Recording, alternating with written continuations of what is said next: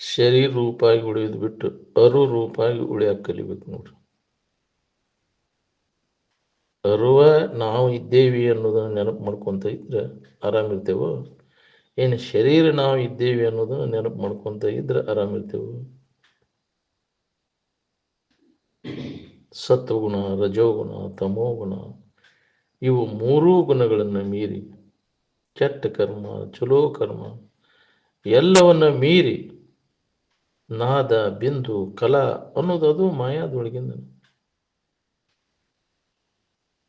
ಪ್ರಕಟ ಬಿಂದು ಶಿಖರಿಯನ್ನು ಏರಿ ಏನು ಕಾಣಿಸ್ತತಿಲ್ಲ ಅದನ್ನು ನಾವು ದಾಟಬೇಕು. ತೋರಿಕೆಯನ್ನು ಮೀರಬೇಕು, ದೃಶ್ಯಕ್ಕೆ ವಿಲಕ್ಷಣವಾಗಿ ನಿಲ್ಲಬೇಕಾಗತ್ತೆ. ಎಲ್ಲವನ್ನ ಮೀರಿ ನಿಂತಾಗ ಇದರ ಅರಿವು ನಮಗಾಗತ್ತೆ. ಕಡೆಗೆ ತಾನೇ ತಾನಾಗಿ ಉಳಿತಾನೆ. ಇಷ್ಟು ಜಪ ತಪ ಮಾಡ್ತೇವೆ ಅಂತೀರಲ್ಲ, ಸೂಕ್ಷ್ಮ ಶರೀರಗಳ ಯಾರಿಗಾರ ದೇವತಾದಿಗಳ ಶರೀರಗಳು, ರಾಕ್ಷಸಾದಿ ಶರೀರಗಳು ತೋರ್ತವನು. ಅಭ್ಯಾಸದಲ್ಲಿ ಮುಂದುವರೆದವ್ರಿಗೆ ತೋರ್ತವು.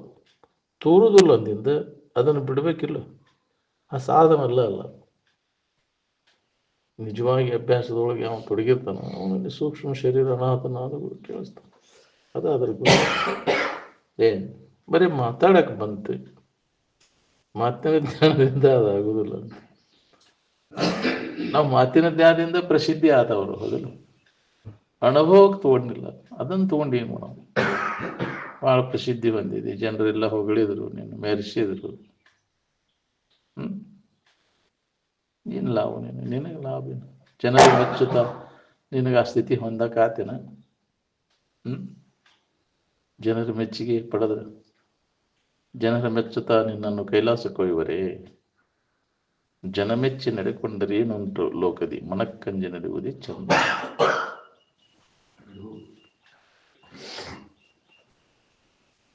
ಜನರಿಗೆ ಏನು ಗೊತ್ತಾಗೈತೆ?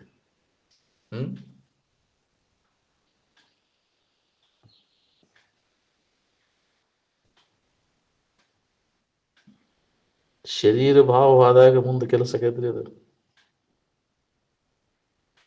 ಯಾವಾಗಲೂ ಬಿಟ್ಟು ಬಿಡದ ನಾನೇ ಸದ್ರೂಪ, ಚಿದ್ರೂಪ, ಆನಂದ ರೂಪ ಇದ್ದೇನೆ ಅನ್ನೋದನ್ನು ಅನುಸಂಧಾನ ಮಾಡ್ಕೊಂತ ಇದ್ರೆ ಮಾತ್ರ ಸೂಕ್ಷ್ಮ ಶರೀರ ಅನಾಥನಾದಗಳು ಕೇಳಲಿಕ್ಕೆ ಶುರುವಾಗ್ತವೆ. ಹೇಳ್ತಾವ, ಕಾಣ್ತಾವ ಸೂಕ್ಷ್ಮ ಶರೀರಗಳು. ಮುಂದುವರೆದ ಸಾಧಕನಿಗೆ ಇದು ಸಾಧ್ಯ.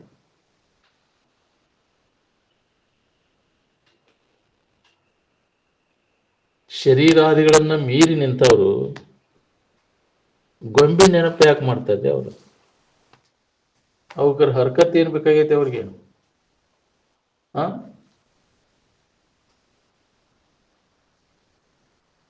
ಯಾವ ಮಹಾತ್ಮರು ಗೊಂಬೆ ಇಟ್ಕೊಂಡು ಸಮಾಧಿ ಹೊಂದಿದ್ರೆ ಹೇಳ್ರಿ ನನಗೆ.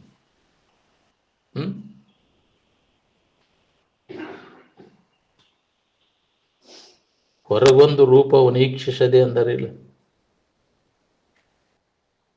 ಗೊಂಬೆ ನೋಡ್ಕೊತ ಕುಂತವಾಗ ಏನ್ ತಿಳಿತೈತಿ? ಗೊಂಬೆ ಇರ್ತತಿ, ಏನೇ ಅದ್ರ ಕಡೆ ಲಕ್ಷ ಕೊಡ್ತಿ ಅದಿರ್ತತಿ.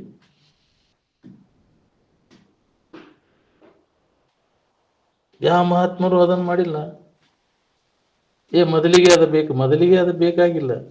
ಸಗುಣೋಪಾಸನೆ ಮೊದಲಿಗೆ ಇಲ್ಲ. ಅನುಭವ ನೋಡ್ಕೋರಿ ನೀವು. ಯಾರ ಹೇಳಿದ್ದನ್ನು ಹೇಳಕ್ ಹೋಗ್ಬೇಡ. ಇಲ್ಲಿ ಯಾವ್ದಾರ ಪುಸ್ತಕದಾಗ ಬರೆದದ್ದನ್ನು ಹೇಳಕ್ ಹೋಗ್ಬೇಡ. ಸ್ವತಃ ನಿಮ್ಮ ಅನುಭವ ಮಾಡಿ ನೋಡಿ. ನಾ ಹೇಳ್ತಾನಂತೂ ನಂಬೇಡ, ನೀನು ವಿಚಾರ ಮಾಡಿ ನೋಡ್ಕೋ. ಆನಂದದ ನೆನಪು ಮಾಡಿದಾಗ ಅನ್ಯದ್ರ ನೆನಪು ಏನಾರ ಐತೆ ನೋಡ್ಕೊ. ಅನ್ಯದ್ರ ನೆನಪು ಮಾಡ್ಕೋತ ಕೂತೇವ, ನಿನಗೆ ಆನಂದದ ನೆನಪು ಮಾಡಕ್ ಬರ್ತೈತೆ ಹೆಂಗ ನೋಡ್ಕೋ. ಎಲ್ಲದರ ನೆನಪು ಕೈ ಬಿಟ್ಟಾಗ ನಿನ್ನ ನೆನಪಿನಾಗ, ಆನಂದದ ನೆನಪಿನಾಗ ಇರಾಕ್ ಬರ್ತೈತಿ ನಿನಗೆ. ಇದನ್ನ ಚಂದಾಗಿ ವಿಚಾರ ಮಾಡ್ರಿ ನೀವು ಇದ್ರ ಬಗ್ಗೆ. ಎಲ್ಲರೂ ಮಾಡ್ತಾನಂತ ನೀನು ಮಾಡಕ್ ಹೋಗ್ಬೇಡ. ಅದಕ್ಕೆ ಸರಿಯಾಗಿ ನೀವು ವಿಚಾರ ಮಾಡ್ಬೇಕು. ಸ್ವಂತ ವಿಚಾರ, ಸ್ವಂತ ಪ್ರಜ್ಞೆ ಬೇಕು. ಯಶ ನಾಸ್ತಿ ಸ್ವಯಂ ಪ್ರಜ್ಞಾ ಶಾಸ್ತ್ರಂ ತಸ್ಯ ಕರೋತಿ ಕೆಮ್ಮು ಅಂತ. ಯಾವನಿಗೆ ಸ್ವತಃ ವಿಚಾರ ಮಾಡುವಂತ ಸಾಮರ್ಥ್ಯ ಇಲ್ಲ, ಇನ್ನೊಬ್ಬರು ಅವ್ರು ಹಂಗೆ ಬರೀ ಹೇಳ್ಕೊಂತ ಅಡ್ಡಾಡಿ ನಿನಗೆ ಮತ್ತೆ ಮಂದಿ ಮಾತು ಕೇಳಿ ಮಂದಿಗೆ ನಿನಗೆ ಅನುಭವ ತಗೋಬೇಕಾದ್ರೆ ನೀನು ಸ್ವತಃ ನೀನು ಇದಕ್ಕೆ ಪ್ರಯತ್ನ ಮಾಡ್ಬೇಕು. ಸ್ವಂತ ಪ್ರಜ್ಞೆ ಬೇಕಿದಕ್ಕೆ. ಯಾವಾಗ ನಮ್ಮಲ್ಲಿ ಸ್ವಂತ ವಿಚಾರ ಜಾಗೃತ ಆಕೈತಿ ಯಾವಾಗ ನಮಗಿದು ಅನುಭವ ಏ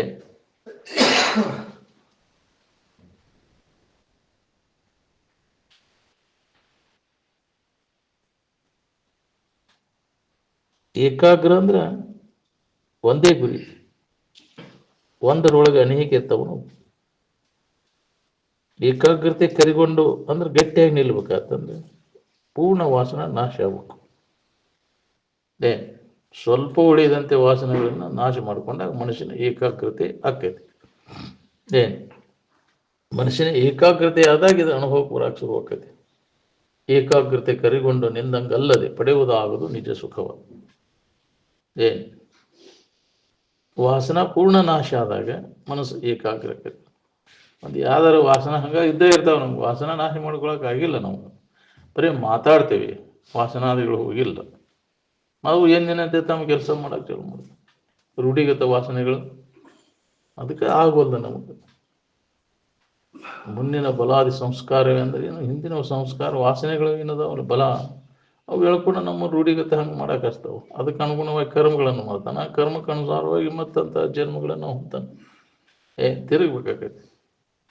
ವಾಸನಾದಿಗಳು ಬೆನ್ನು ಹತ್ತಿ ಏನಾರು ಮಾಡ್ಕೋತ ಕೂತ ಅವಕ್ಕೆ ಕರ್ಮಗಳನ್ನು ಮಾಡಕೈತಿ. ಅದಕ್ಕೆ ತಕ್ಕಂಗೆ ನಾವು ಜನ್ಮಾಂತರಗಳನ್ನು ಹೊಂದಬೇಕಾಗೈತಿ.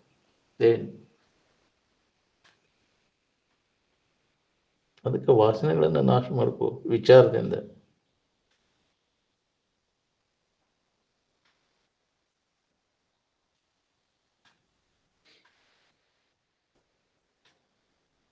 ಕಲ್ಪನಾ ಹೋದಾಗ ಭೇದ ಹೋಗೈತೆ ನೋಡ್ರಿ.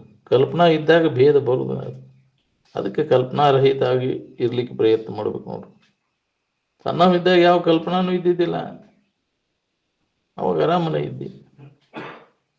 ಕಲ್ಪನಾದಿಗಳು ಯಾವಾಗ ಕಡಿಮೆ ಆಕಾವ ಅವಾಗ ನಿನಗೆ ಆನಂದದ ಸೂತ್ರ ಹತ್ತೈತಿ ನೋಡ್ರಿ. ಪೂರ್ಣ ಕಲ್ಪನಾ ಎಲ್ಲ ಅಡಗಿದ ಮ್ಯಾಗ ಪೂರ್ಣ ನಿನಗೆ ಅದ ಅನುಭವ ಬರಾಕ್ ಶುರು ಆಕೈತಿ. ಉಣ್ಬೇಕು ಉಡ್ಬೇಕು ಅನ್ನೋ ವಾಸನ ಇತ್ತು ಅಂತಂದ್ರೆ ಮತ್ತೆ ಅದನ್ನ ಮಾಡಕ್ ಹಸ್ತೈತೆ. ಅದು ಇಲ್ಲಿ ತನಕ ಉಂಡೆಲ್ಲ, ಇಲ್ಲಿ ತನಕ ಹುಟ್ಟೆಲ್ಲ ಏನಾಯ್ತು ಅದರಿಂದ? ಇದೇ ಜೀವಭಾವ. ಉಣ್ಣಬೇಕು, ಹೊಂದಬೇಕು, ಏನಾರು ಮಾಡ್ಬೇಕು, ಏನಾರು ಹೊಂದಬೇಕು ಅನ್ನೋ ಕರ್ತೃತ್ವ ಭೋಕ್ತೃತ್ವ ಏನೈತೆಲ್ಲ ಇದೇ ಜೀವಭಾವ. ಇದು ಹೋಗ್ಬೇಕು. ಇದು ಹೋಗೋ ಮಟ್ಟ ದುಃಖದಿಂದ ನಮಗೆ ಬಿಡುಗಡೆ ಆಗೋದಿಲ್ಲ.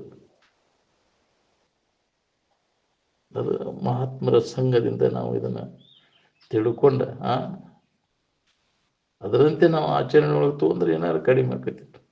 ಬೇರೆ ದಾರಿ ಇಲ್ಲ. ಅದಕ್ಕೆ ನಾವು ಕೇಳ್ತೇವೆ ಮತ್ತು ಮೊದಲಿನ ಚಾಳಿ ಎಂದಿನಂತೆ ಹಂಗೆ ಜೀವಭಾವ ಹಂಗೆ ಐತಿ. ಬ್ರಹ್ಮನಿಷ್ಠರ ಸಂಘದಾಗ ದೇವಪ್ಪ ಎಲ್ಲ ಕೇಳೇವಿ ಹೇಳೇವಿ ಎಲ್ಲ ಬರದೇವಿ ಅಂದ್ರೆ ಸುಧಾ ಎಂದಿನಂತೆ ಹಂಗೆ ಅದ, ಹೋಗಿಲ್ಲ. ಯಾಕಂದ್ರೆ ನಾವು ಪ್ರಯತ್ನ ಮಾಡಿಲ್ಲ. ಅದು ಅವ್ರು ಹೇಳಿದ್ದನ್ನು ಇನ್ನೊಬ್ರಿಗೆ ಹೇಳ್ಕೊಂತ ಅಡ್ಡಾಡಿದ ಹೊರತು ನಾವು ಅದನ್ನ ಅನುಭವ ತಗೊಳ್ಳಿಲ್ಲ.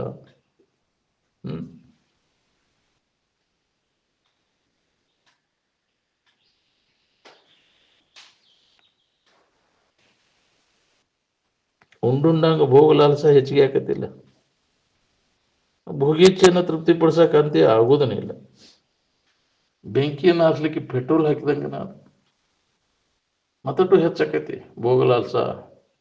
ಅವನು ತೃಪ್ತಿಪಡಿಸ್ಬೇಕು ಪ್ರಯತ್ನ ನಡೆಸೇವು. ನಾವು ಭೋಗ ವಾಸನೆಗಳನ್ನು ತೃಪ್ತಿಪಡಿಸುವ ಪ್ರಯತ್ನ ನಡೆಸೇವು. ಬಾಳೆ ಅಂದ್ರೆ ಇದಾಗೋದಿಲ್ಲ.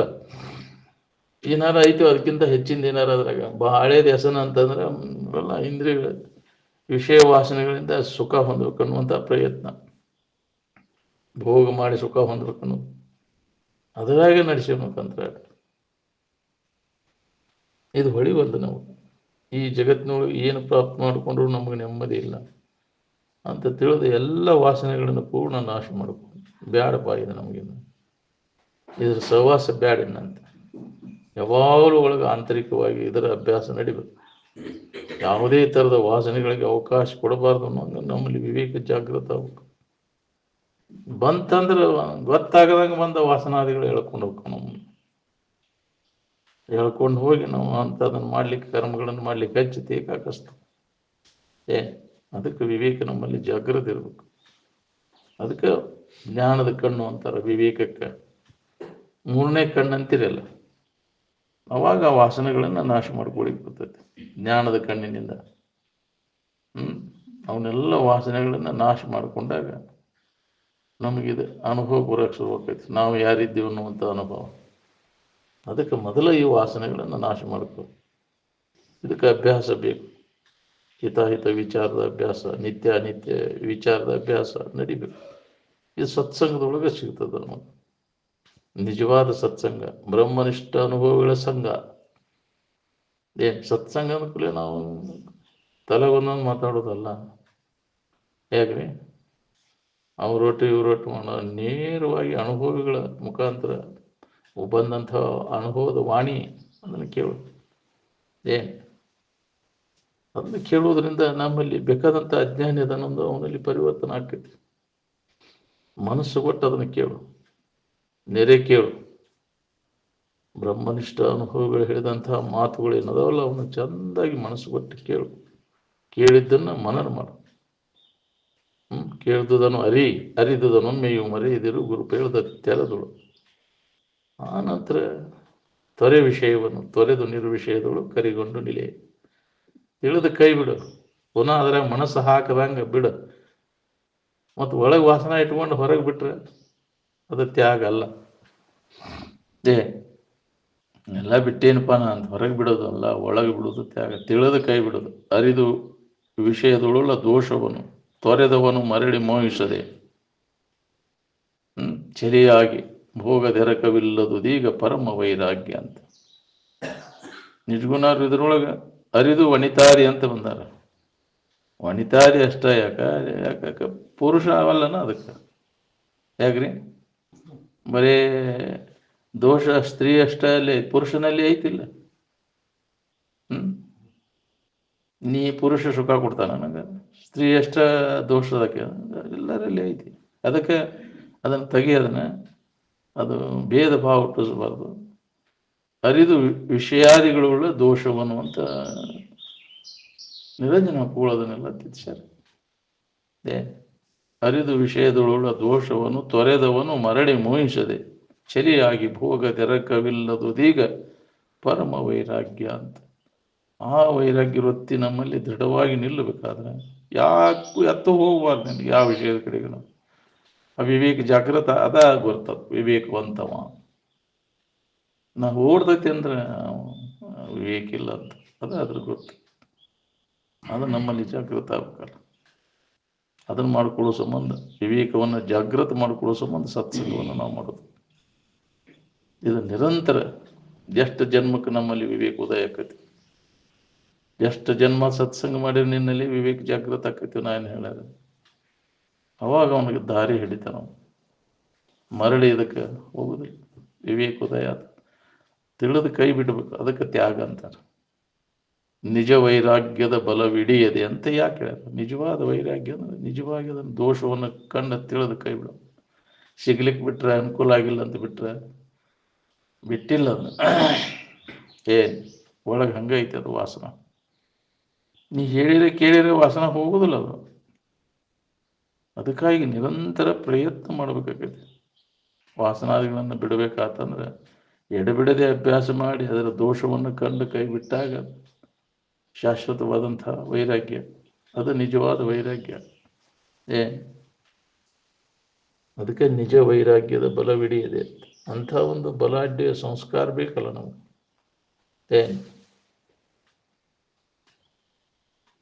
ಹೇಳುವ ಹೊತ್ತಿನಾಗ ಎಲ್ಲರಿಗೆ ಬರ್ತೈತಿ ಶಾಸ್ತ್ರ ಹೇಳುವಾಗ.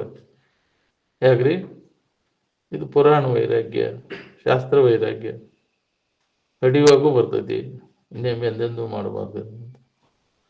ಸತ್ತಾಗ ಸ್ಮಶಾನ ವೈರಾಗ್ಯ ಬರ್ತೈತಿ. ಹೌದಿಲ್ಲ? ಇದು ಇದು ಇದು ತಾತ್ಪರ್ಯಕ್ಕೆ ಇದಿಲ್ಲ. ಇದು ಶಾಶ್ವತ ನಿಜವಾದ ವೈರಾಗ್ಯ ಇಲ್ಲ. ಅದು ವಿವೇಕದಿಂದ ತಿಳಿದು ಕೈ ಬಿಡೋದು ನಿಜವಾದ ವೈರಾಗ್ಯ. ಹೊಳ್ಳೆ ಮನಸ್ಸು ಆಗಬಾರ್ದು ನಮಗೆ. ವಾಂತಿ ಮಾಡಿಕೊಂಡದ್ದನ್ನು ಹೊಳ್ಳೆ ಹೆಂಗೆ ತಿನ್ಲಿಕ್ಕೆ ಮನಸ್ಸಾಗೋದಿಲ್ಲ. ಶೋಭಾಂತ ಶನ ಮೂತ್ರ ಪುರುಷದಂತೆ ವಿಷಯದೋಳು ಮನವೆಳಸದಿರುವುದೇ ಸನ್ಯಾಸ, ಅದ ವೈರಾಗ್ಯ. ಒಳ್ಳೆ ನಿನಗದು ಮನಸ್ಸು ಆಗಬಾರ್ದು. ತೊರೆದುದರಲ್ಲಿ ಮತ್ತೆರಗದಿರ್ಪುದೇ ಚಂದ ಅಂತ. ಮತ್ತೆ ಬೈದೆ ಪ್ರತಿಕೂಲ ಆಗಿಲ್ಲ ಅಂತ ಬಿಟ್ಟಿದ್ದು ಹೇಳ್ರಿ, ಮತ್ತೆ ಅನುಕೂಲ ಕರ್ಕೊಂಡು ವಾದ ಮತ್ತೆ ಹುಚ್ಚುಕೋಡಿಯು ಮತ್ತೆ ಪ್ರಪಂಚದಲ್ಲಿ ಸುಖವನ್ನು ಭಾವಿಸ ಹತ್ತಿತು ಅಂತ. ಅಂದ್ರೆ ವಾಸನ ಹೋಗಿಲ್ಲ ಅಂತ. ಪ್ರತಿಕೂಲ ಆದಾಗ ಬಿಡ್ತಿ, ಮತ್ತೆ ಅನುಕೂಲ ಆದಾಗ ಹೋಗ್ತಿ. ಅದು ನಿಜವಾದ ವೈರಾಗ್ಯ ಅಲ್ಲ.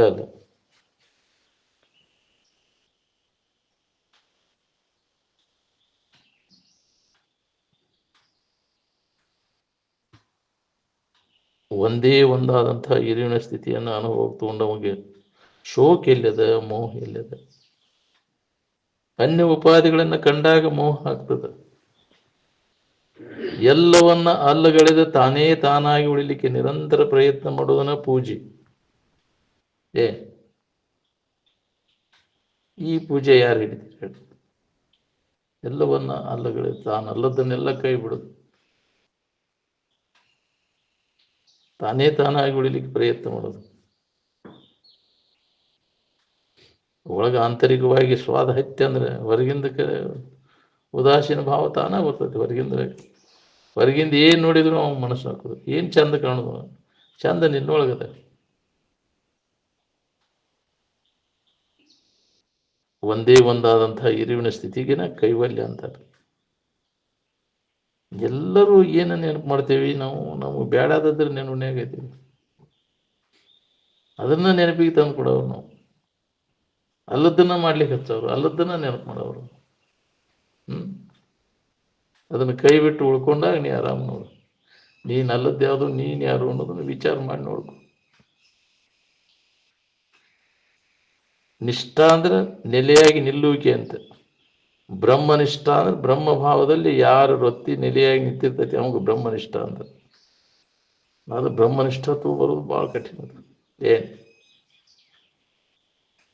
ಅವರಿಂದ ಜಗತ್ತಿಗೆ ಕಲ್ಯಾಣಕ್ಕೈತಿ ನೋಡ್ರಿ. ಏನು ಅವ ಎಲ್ಲಿ ನೆಲೆಸ್ತಾನ ಆ ಪುಣ್ಯಕ್ಷೇತ್ರ ಅನಿಸ್ಕೊತೈತಿ. ಬ್ರಹ್ಮನಿಷ್ಠರ ನೆಲೆಸಿದ ಸ್ಥಾನ ಬಂದು ನಿಂದಡೆ ಎಲ್ಲ ಪುಣ್ಯಕ್ಷೇತ್ರವೆನಿಸುವುದು ಅಂತ. ಅವ ಅಡ್ಡಾಡಿದ ಜಗ ಪಾವನ ಆಗಿ ಹೋಗ್ತದೆ.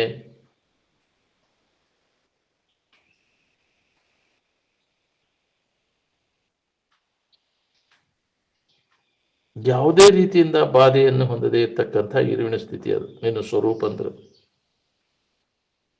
ಬಹುಜನ್ಮದ ಪುಣ್ಯದ ಸಂಗ್ರಹ ಫಲಿಸಿದಾಗ ಇದು ನಮಗೆ ಸಿದ್ಧಿಸ್ತದೆ, ಸ್ವರೂಪದ ಅನುಭವ. ಅದಕ್ಕೆ ಪುಣ್ಯವನ್ನೇ ಮಾಡ್ರಿ ಅಂತ ಹೇಳಿತ್ತು. ಪೂರ್ಣ ಸ್ಥಿತಿಯನ್ನು ನಾವು ಹೊಂದಾನ ಆಗ್ಲಿಕ್ಕೂ ಅದಕ್ಕೆ ಸಾಧನೀಭೂತವಾದಂಥ ಕ್ರಮ ಏನದ? ಇನ್ನೊಬ್ಬರಿಗೆ ಹಿತ ಮಾಡೋದು.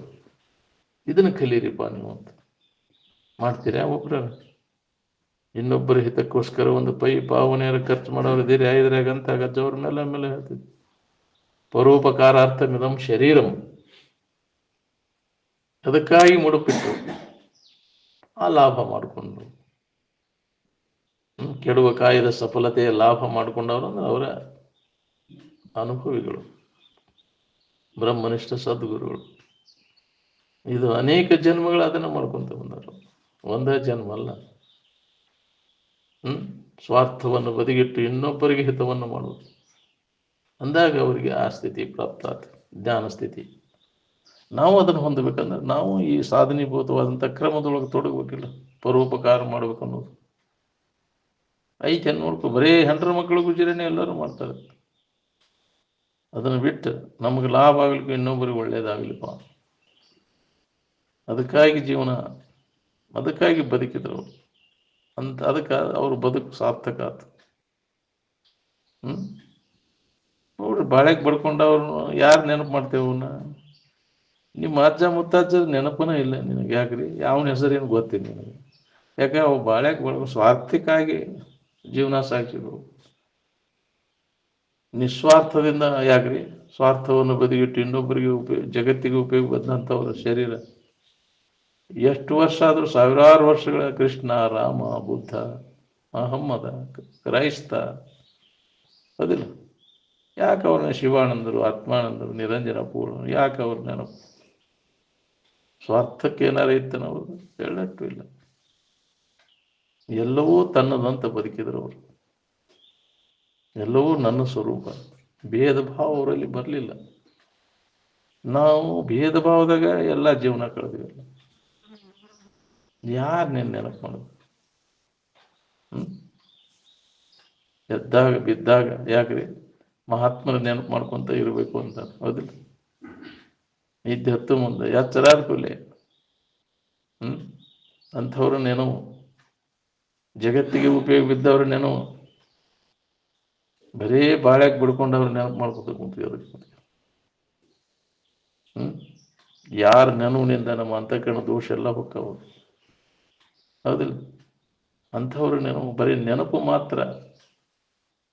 ಅಂತ ಪ್ರಸಂಗ ಬಂದಾಗ ಮಹಾತ್ಮರ ನೆನಪು ಮಾಡಿದಂತ ತನ್ನಿಂದ ತಾನ ಪರಿಹಾರಕ್ಕವು. ಬರೀ ನೆನಪು ಮಾಡಿದ್ರೆ ನೋಡ್ರಿ, ನಿಮಗೆ ಸಂಕಟ ಬಂದಾಗ ನಿಷ್ಠೆಯಿಂದ ಆ ಬ್ರಹ್ಮನಿಷ್ಠರ ಅನುಭವವನ್ನು ನೀವು ಮಾಡಿಕೊಂಡಾಗ ಎಲ್ಲ ತನ್ನಿಂದ ತಾನ ಪರಿಣಾಮಕ್ಕೆ ಅವ್ರು ಶ್ರದ್ಧೆಯಿಂದ ಅವರು ನೆನಪು ಮಾಡ್ಕೊಂತ ಕುಂದ್ರು.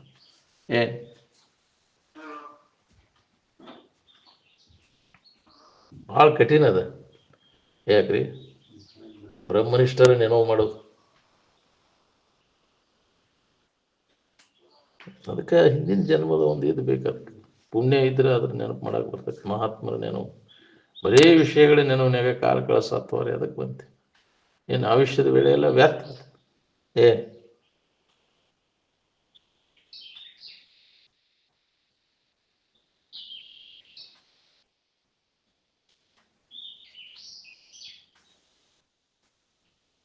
ನಾಟಕದಲ್ಲಿ ದೀಪ ಎಲ್ಲರನ್ನು ಹೆಂಗೆ ಬೆಳಗ್ತಾ ಇರ್ತದೆ, ಹಂಗೆ ಇಂದ್ರಿಯ ಮನಸ್ಸು ಬುದ್ಧಿಗಳನ್ನು ಸಾಕ್ಷಿ ರೂಪದಿಂದ ಅರಿಯುವ ಸಾಕ್ಷಿ ಚೈತನ್ಯವೇ ನೀನದಿ. ಎಲ್ಲವನ್ನು ಅರಿತಕ್ಕಂಥ ಅರಿವು ನೀನು. ಅದನ್ನು ನಂಬು. ಅರಿವು ನೀನೆಂದು ಸದ್ಗುರು ಪೇಳಿ ತಿಳಿವನೇ ಜಾನರ ದೇವ ಅಂತ. ಎಲ್ಲವನ್ನು ಅರಿತಕ್ಕಂಥದ್ದು, ಯಾವಾಗಲೂ ಇರ್ತಕ್ಕಂಥದ್ದು ಅದು ಸುಖರೂಪದ. ಅದನ್ನು ನಂಬುವಂತ. ನಾವು ತೋರಿಡುವುದನ್ನು ನಂಬ್ಕೊಂಡು ಕೂತೀವಿ, ಇದು ನಾನು ನನ್ನದು ಅಂತ. ಅದಲ್ಲೇ ದುಃಖ ನಮಗೆ ಹೋಗಬಲ್ಲ.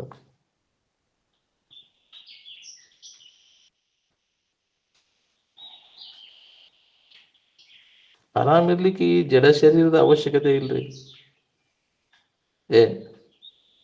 ಈ ಸ್ಥೂಲ ಸೂಕ್ಷ್ಮ ಕಾರಣ ಇವೆಲ್ಲಕ್ಕೂ ಸಾಕ್ಷಿಯಾಗಿರುವಂಥ ಅರಿವು ತಾನು ಅನ್ನುವಂಥ ತಿಳುವಳಿಕೆ ನಮಗೆ ಗಟ್ಟಿ ಆಗ್ಬೇಕಾಗೈತಿ. ಹಚ್ಕೊಳ್ದಂಗೆ ಇರಕ್ಕೆ ಕಲಿಬೇಕು ನೋಡ್ರಿ. ಏನು ಬೇಕಾದ್ದು ತೋರಿದ್ರು ಸುಧಾ ನಿನಗೇನು ಮಾಡಿಲ್ಲ. ನಿನ್ನಲ್ಲೇ ತೋರಿ ನಿನ್ನಲ್ಲೇ ಅಡಗ್ತಾವ. ಈಗ ಆಟ ಆಡವ ನೋಡವಾಗೆ ಆಡ್ತಿರ್ತಾನ. ಅದ ನಾನು ತಿಳ್ಕೊಂಡಿರ್ತಿಲ್ಲ. ಹಚ್ಕೊಳ್ದಂಗೆ ಇದ್ದೆ ಅಂದ್ರೆ ಆರಾಮಿರ್ತೀನಿ ನೋಡು. ತೋರು ಎಲ್ಲ ಸೋಗಿವು. ನಿನ್ನಲ್ಲಿ ತೋರಿ ನಿನ್ನಲ್ಲೇ ಅಡಗ್ತಾವು.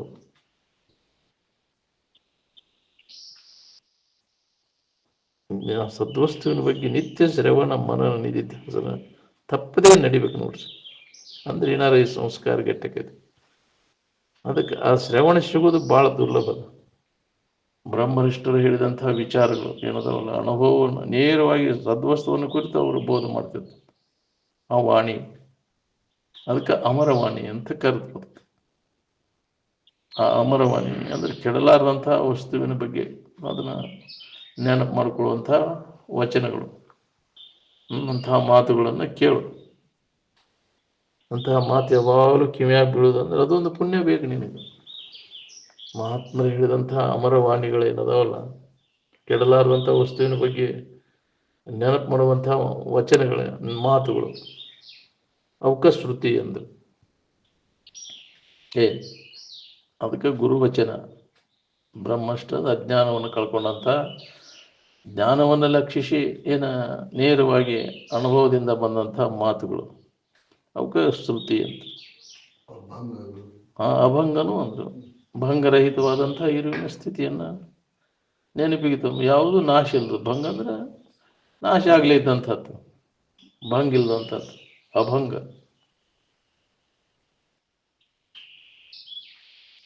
ಅದನ್ನ ಬರೆದ್ರು ಅವರು, ಅಭಂಗವನ್ನು ಬರೆದ್ರು. ತುಕಾರಾಮ್ ಮಹಾರಾಜ್. ಹೌದಿಲ್ಲ? ಯಾ ಸಾಲಿನೂ ಕಲ್ತಿದ್ದೇವೆ. ಅವ್ರು ಬರೆದ ಅಭಂಗನ ಯೂನಿವರ್ಸಿಟಿಗಳು, ಬಾಂಬೆ ಯೂನಿವರ್ಸಿಟಿಗಳು ಅಭ್ಯಾಸ ಮಾಡ್ತಾರೆ. ಯಾವ ಶಾಲೆಗೆ ಡಿಗ್ರಿ ತೊಗೊಂಡಿದ್ರಿ ಅದು? ಅವನು ಬರೆಯಕ ಸ್ವಂತದ್ದು ಹಿಂದಿನ ಜನ್ಮದ ಇದು ಅನುಭವದ ವಾಣಿಗಳನ್ನ. ಹೌದು,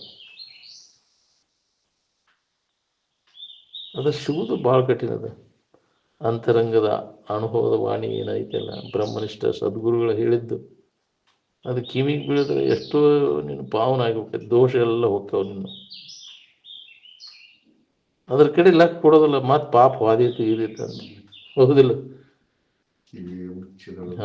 ಪುರಂದರದಾಸ ಹೇಳ್ಯಾರದು, ಕಿವಿಗೆ ಹಾಕ್ಕೊಳಕ್ ತಯಾರಿಲ್ಲ ನಾವು ಅದನ್ನು, ಪಾಪ ವಾದಿಗಿದಿತ್ತು ಮತ್ತೆ. ಪುರುಷತ್ತ ಇಲ್ಲ ಬಿಡ್ರಿ, ನಮ್ಗೆ ಅದು ಎದ್ದದ್ದೇ ಹೋಗ್ತೈತಿ. ಪಾಪ ಕರ್ಮ ಏನಾರ ನೆನಪು ಮಾಡಿ ಎದ್ದು ಎಬ್ಬಿಸ್ಕೊಂಡು ಹೋಗ್ಬಿಡ್ತೈತಿ ಕಿವಿಯಾಗಿಂತ. ಅವನು ಏನಿದ್ರು ಅದನ್ನ ಹೊಳೆ ನೋಡಬಾರ್ದು, ಕುಂತಾಗ ಅದನ್ನು ಕೇಳ್ಬೇಕು. ಮನ್ಯಾಗ ಹೆಣ ಕುಂತೈತಿ ಅಂದ್ರೆ ಹೊಳೆ ನೋಡಬಾರ್ದು. ಇದಕ್ಕಿಂತ ಅರ್ಜೆಂಟ್ ಯಾವುದೈತಿ? ಹಂಗೆ ಇರೋದು ಭಾಳ ಕಠಿಣ ಐತಿ. ಕಟ್ಟಿ ಇಚ್ಛಾ ಬೇಕಲ್ಲ. ಮನೆಗೆ ಬೆಂಕಿ ಎದ್ದೈತಿ ಅಂದ್ರೆ ಸುಮ್ಮನೆ ಕೊಂಡ್ಬೇಕಿಲ್ಲ, ಅದಕ್ಕೆ ಮುಮುಕ್ಷತ್ವ ಅಂತಾರೆ. ಒಂದು ಈಟ್ ಯಾರ ಏನಾರ ಫೋನ್ ಹಚ್ಚಿದ್ರೆ ಎದ್ದದ್ದೇ ಹೋಗ್ತೈತಿ. ಹೌದಿಲ್ಲ? ತಡೆಯಲ್ಗೆ ಹೋಗೋದು. ಏನು ಬೇಕಾದಾದ್ರೂ ಹೊಳೆ ನೋಡಬಾರ್ದು, ದೃಢವಾದಂತಹ ಒಂದು ನಿರ್ಣಯ ಬೇಕಲ್ಲ. ಭಾಳ ಕಠಿಣ ಐತಿ. ಮುಮುಕ್ಷತ್ವ ಬರೋದು ಭಾಳ ಕಠಿಣ. ಈ ಜಗತ್ತಿನ ಸಿಗುದು ಅವ ಮುಮುಕ್ಷತ್ವ ದುರ್ಲಭ. ಮುಮುಕ್ಷುಗಳು ಸಿಗುವುದು ಭಾಳ ದುರ್ಲಭ. ಯಾರದಾರಪ್ಪ ಅಂತವ್ರು ಅಂತಿದ್ರಪ್ಪ. ನಮ್ಗ ನಾವು ಹೇಳ್ಕೋದು ನೋಡಿದ ನಾನು. ಉತ್ತಮಾಧಿಕಾರಿಗಳು ನಿಜವಾದ ಮುಕ್ತಿಯನ್ನು ಹೊಂದಬೇಕು ನಾವು.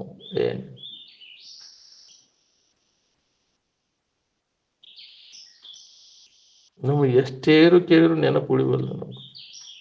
ಅಂದ್ರೆ ಯೋಗ್ಯತಾ ಇಲ್ಲ ನಮ್ಗಂತ. ಅದು ಯೋಗ್ಯತೆ ಬರ್ಬೇಕಾದ್ರೆ ನಮ್ಗೆ ಸಾಧನ ಚತುಷ್ಟಯ ಸಂಪನ್ನತ್ವವನ್ನು ಯಾವ ಪಡ್ಕೊಂಡಿರ್ತಾನ ಅವ ಉತ್ತಮ ಅಧಿಕಾರಿ. ವಿಧಿಯೊಳಗೆ ನುರಿಬೇಕು. ಸುಮ್ಮನೆ ಆಗೋದಿಲ್ಲ ಇದು ಮುಕ್ತಿ. ಉತ್ತಮಾಧಿಕಾರಿ ಆಗ್ಬೇಕಾದ್ರೆ ಸಾಧನ ಚತುಷ್ಟಯ ಸಂಪನ್ನತ್ವವನ್ನು ಪಡಿಬೇಕು.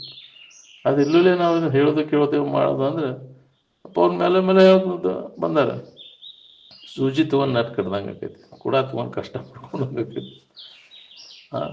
ಅದು ಇಲ್ಲೇ ನಾವು ಅದನ್ನು ಇದ್ರೆ ಮಾತ್ರ ನಾವು ಅಧಿಕಾರಿ. ಅದಕ್ಕೆ ಅನಧಿಕಾರಿಗಳಿಗೆ ಎಷ್ಟು ಹೇಳಿದ್ರು ತಿಳಿದಿಲ್ಲಪ್ಪ ಇದು ಅಂತ. ಹಿಂಗೆ ಹೇಳುವಂತೆ ಹೇಳೋದ ಎಷ್ಟು ತಿಳಿತೈತೆ ಅವ್ರಿಗೆ. ಭಾಳ ಕಠಿಣ ಅದು. ಮತ್ತು ಬಿಟ್ಟ ಮ್ಯಾಗ ನಮ್ಗೆ ಅದು ಹಂಗಾಗಿತ್ತು, ನಾನು ಭಾಳ ಇದಾಗಿತ್ತು ಬರೀ ಇದ್ರಂತಾರೆ ಅವ್ರು. ಅದು ನನಗೆ ಸಂಬಂಧಿಸಿದ್ದಲ್ಲ ಅಂತ ತಿಳ್ಕೊಂಡು ಅದ್ರ ಬಡವಿ ಕೈ ಬಿಟ್ಟು ಯಾವಾಗಲೂ ನಮ್ಮ ಇರುವಿನ ನೆನಪಿನಾಗ ಉಳ್ಕೋಬೇಕು ಅನ್ನೋದು. ಅದು ಬರಿಬೇಕಲ್ಲ, ಬರೋದು ಭಾಳ ಕಠಿಣ ಐತಿ ನಾವು ಆ ಸ್ಥಿತಿ.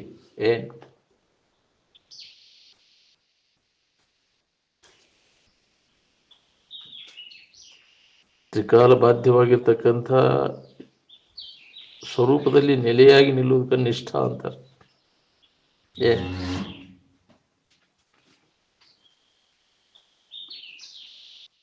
ಪುಣ್ಯ ಅಂದ್ರೆ ಏನು? ಸುಖದಿಂದ ಇರೋದಕ್ಕೆ ಪುಣ್ಯ ಅಂದ್ರೆ ಸಂಕಟ ಹೊಂದೋದ ಪಾಪ. ಆರಾಮಿನ ಭಾವದಾಗಿರುವುದ ಪುಣ್ಯವಂತವ, ಮತ್ತು ಸಂಕಟದಾಗ ಪಾಪಿ ನಾವು. ಸುಖದಿಂದ ಇರೋದ ಪುಣ್ಯ ಆದ್ರೆ ಸುಖದಿಂದ ಇರೋ ಮಾರ್ಗ ಹಿಡಿಬೇಕಿಲ್ಲ, ಅದನ್ನು ಕಣ್ಕೋಬೇಕಿಲ್ಲ. ಮತ್ತು ದುಃಖ ಹೊಂದೋದನ್ನ ಅದ ದಾರಿ ಹಿಡಿದ್ರೆ ಸುಖದಾಯಕವಾದಂಥ ದಾರಿ ಯಾವುದು, ದುಃಖದಾಯಕವಾದಂಥ ದಾರಿ ಯಾವುದು ನೋಡ್ಕೋ. ನಾವು ಅಲ್ಲದ್ರ ಬಗ್ಗೆ ಹೇಳೋದು ಕೇಳೋದು ಮಾಡ್ಕೊಂತ ಇಡೀ ಜನ್ಮನ ಕಳೆದಿವ ಅಂದ್ರೆ ಅದರಿಂದ ಏನಾಕೈತಿ? ಪಾಪಿ ನಾವು. ನಾವು ಏನಿದ್ದೇವೆ ಅನ್ನೋದ್ರ ಬಗ್ಗೆ ಒಬ್ಬರ ಮಾಡ್ತೀರಪ್ಪ ಹೇಳೋದು ಕೇಳೋದು. ನಿಜವಾಗಿ ಸುಖ ಹೊಂದಬೇಕನ್ನೋ ಇಚ್ಛಾಚಾರ ಇದ್ರೆ ಅದ್ರ ಬಗ್ಗೆ ನೀನು ಶ್ರವಣ ಮಾಡು, ಮನನ ಮಾಡು, ನಿಧಿಧ್ಯಾಸನವನ್ನು ಮಾಡು. ನಿನ್ನನ್ನು ಕುರಿತು ಆತ್ಮವಾರಿ ದೃಷ್ಟವ್ಯೋ ಶ್ರೋತವ್ಯೋ ಮಂತವ್ಯೋ ನಿಧಿಧ್ಯಾಸಿತವ್ಯ ಅಂತ. ನಿಜವಾಗಿ ಸುಖ ಹೊಂದಬೇಕನ್ನುವಂಗಿದ್ರೆ ನಿನ್ನ ಬಗ್ಗೆ ವಿಚಾರ ಮಾಡಿ ತನ್ನ ಮೊದಲರಿಯುವುದು. ಇದು ಮನುಷ್ಯನ ಜನ್ಮದ ಲಾಭ.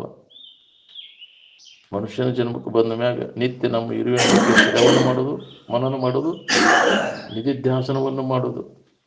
ಇದರೊಳಗೆ ಕಾಲು ಕಳಿಬೇಕು ನೋಡಿ, ಸಾಕು ತಪ್ಪದೆ. ಅಂದ್ರೆ ನಮ್ಮ ಆಯುಷ್ಯದ ವೇಳೆಯನ್ನು ಸಾರ್ಥಕ ಮಾಡ್ಕೊಂಡಂಗ, ಇಲ್ಲ ಅಂದ್ರೆ ವ್ಯರ್ಥ ಬೇಳೆ ಕಳೆದಂಗ.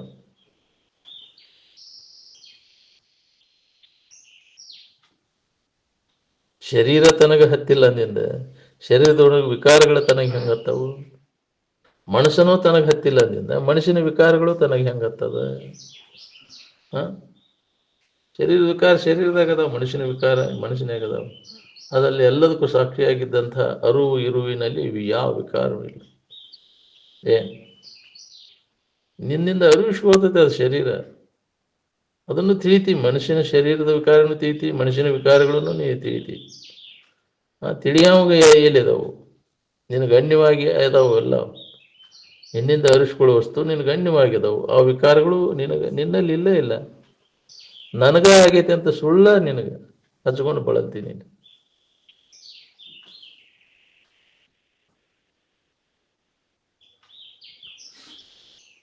ಶರೀರವನ್ನು ಬೆಳಗ್ತಕ್ಕಂಥ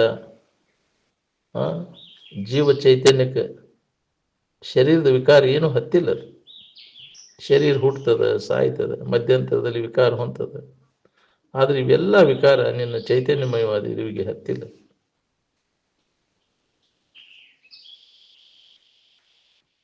ಮನಸ್ಸು ಮತ್ತು ಶರೀರ ಭಾವ ಅಡಗಿದಾಗ ಆರಾಮ ಅನುಭವ ಪ್ರತಿಯೊಬ್ಬರಿಗೂ ಬರ್ತೈತಿ.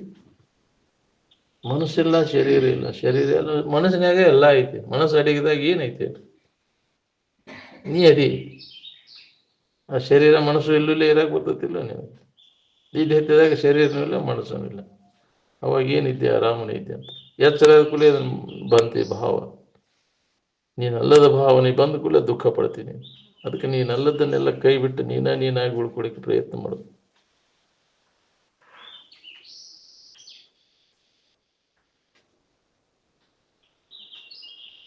ಆರಾಮಿಗೆ ಜ್ವರ ಥಂಡಿ ಹತ್ತವ. ಅದಕ್ಕೆ ಮನಸ್ಸು ಅಡಗಿದಾಗ ಜ್ವರ ಎಲ್ಲಿರ್ತಾವ ನಿಮಗೆ? ಶರೀರ ಸಂಬಂಧ ತಪ್ಪಿದಾಗ ಎಲ್ಲಿದಾವೆ ಶರೀರದ ವಿಕಾರಗಳು? ನಿನಗಿಲ್ಲ ಇಲ್ಲ.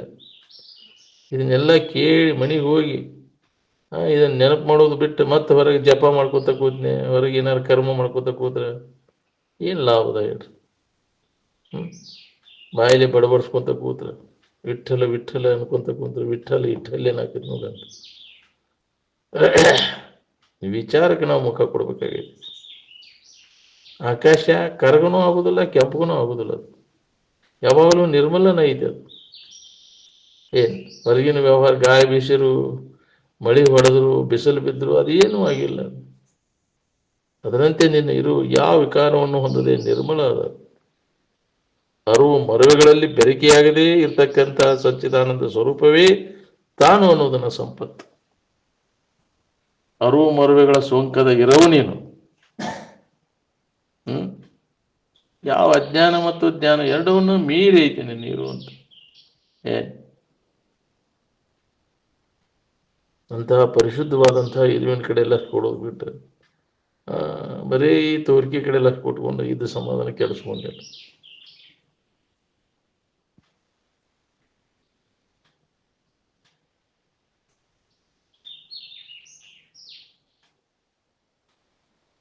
ಯಾವುದು ನಿರಂತರ ಬದಲಾವಣೆಯನ್ನು ಹೊಂದತಿ ಅದಕ್ಕೆ ಸಂಸಾರ ಅಂತ.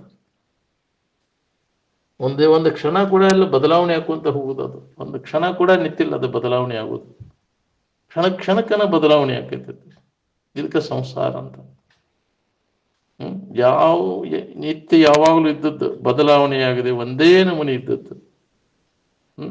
ಯಾವುದೇ ಥರದ ಬದಲಾವಣೆ ಆಗದಿದ್ದಂಥದ್ದು ಇರುವಿನದ ಅದ ನೀನಿದೆ. ಅದಕ್ಕೆ ಪರಮಾರ್ಥ ಅಂತ.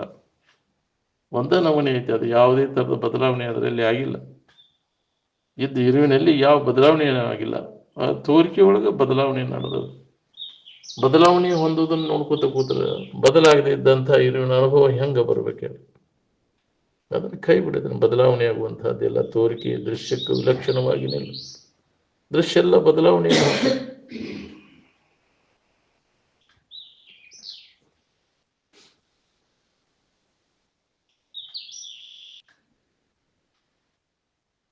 ನೀನ ಮಂಗಲ ಸ್ವರೂಪ ಇರ್ತಿರ್ಲಿಕ್ಕಾಗಿ ಮಂಗಳಾರತಿ ಅದು ಎದಕ್ಕೆ ಬೇಕಾಗ ನಿನಗೆ?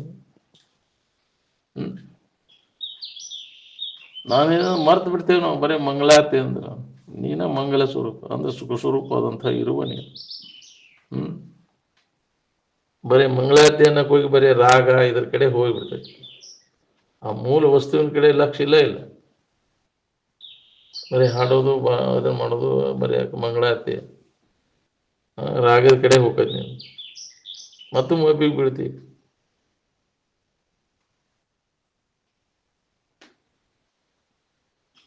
ತಾ ಏನದೇನದು ತಿಳ್ಕೊಳ್ಳೋದು ಬಿಟ್ಬಿಟ್ಟು ಫೋಟೋ ಕುದಿನ ಕಟ್ಟಿ ಬೆಳಗಕ್ಕೆ ಹೋಗ್ತಾನ.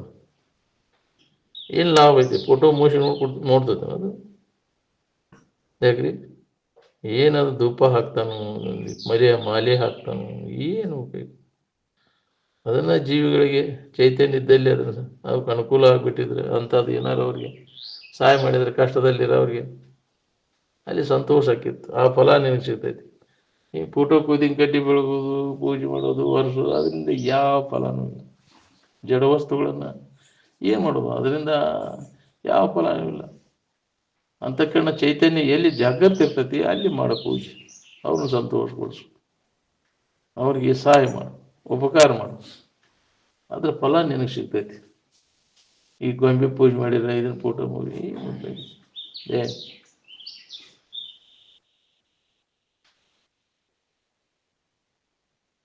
ತತ್ಕಥನ, ತಚ್ಚಿಂತನ, ತತ್ಪರಸ್ಪರ ಪ್ರಬೋಧನ. ಏನನ್ನ ಕುರಿತು? ತನ್ನ ಇರುವನ್ನು ಕುರಿತು ಶ್ರವಣ ಮನನ ನಿಧಿಧ್ಯಾಸನ ನಡಿಬೇಕು. ಇದಕ್ಕೆ ಸ್ವರೂಪದ ಅಧ್ಯಯನ ಅಧ್ಯಾಪನ ಅಂತಾರೆ. ತನ್ನ ಗುಣಧರ್ಮ ಲಕ್ಷಣಗಳನ್ನ ಶರೀರದಲ್ಲಿ ಆರೋಪ ಮಾಡ್ಕೊಂಡು ಕುಂತಾನ. ಶರೀರದ ಗುಣಧರ್ಮ ಲಕ್ಷಣಗಳನ್ನ ತನ್ನ ಮ್ಯಾಗ ಆರೋಪ ಮಾಡ್ಕೊಂಡು ಕುಂತಾನ. ಇದಕ್ಕೆ ಏನಂತಾರ? ಅನ್ಯೋನ್ಯಾಧ್ಯಾಸ ಅಂತ ಕರೀತಾರೆ.